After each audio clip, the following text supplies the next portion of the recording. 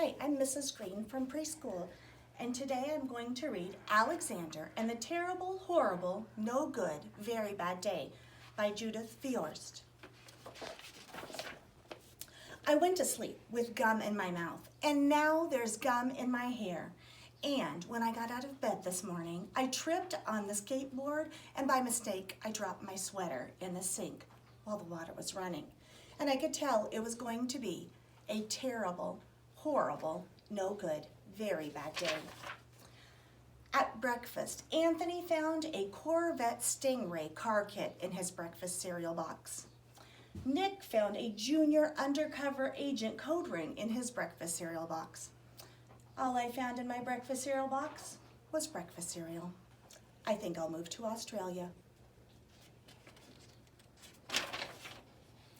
In the carpool, Mrs. Gibson let Becky have the seat by the window. Audrey and Elliot got seats by the window too. I said I was being scrunched. I said I was being smushed. I said if I don't get a seat by the window, I'm going to be carsick. No one even listened.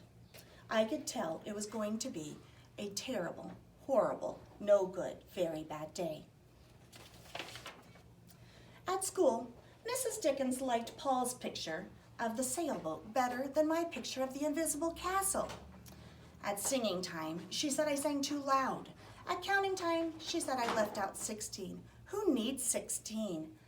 I could tell it was going to be a terrible, horrible, no good, very bad day. I could tell because Paul said I wasn't his best friend anymore. He said that Philip Parker was his best friend, and that Albert Moya was his next best friend, and I was only his third best friend. I hope you sit on a tack, I said to Paul. I hope the next time you get a double-decker strawberry ice cream cone, the ice cream part falls off the cone and lands in Australia.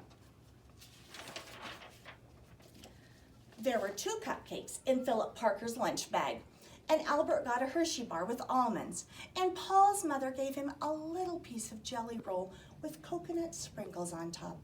Guess whose mother forgot to put in dessert? It was a terrible, horrible, no good, very bad day. That's what it was, because after school, my mom took us to the dentist, and Dr. Fields found a cavity just in me. Come back next week and I'll fix it, said Dr. Fields. Next week, I said, I'll be in Australia. On the way downstairs, the elevator door closed on my foot, and while we were waiting for Mom to get the car, Anthony made me fall where it was muddy. And then when I started crying because of the mud, Nick said I was a crybaby. And while I was punching Nick for saying crybaby, my mom came back with the car and she scolded me for being muddy and fighting. I am having a terrible, horrible, no good, very bad day. Nobody even answered. So then we went to the shoe store to buy some sneakers. Anthony chose white ones with blue stripes. Nick chose red ones with white stripes. I chose blue ones with red stripes. The shoe man said, we're all sold out. They made me buy plain old white ones, but they can't make me wear them.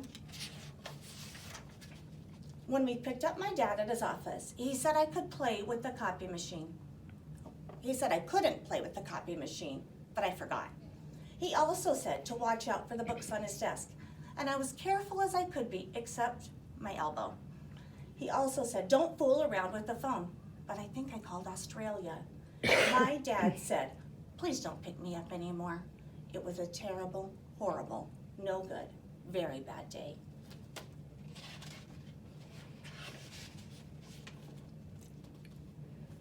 There were lima beans for dinner, and I hate limas.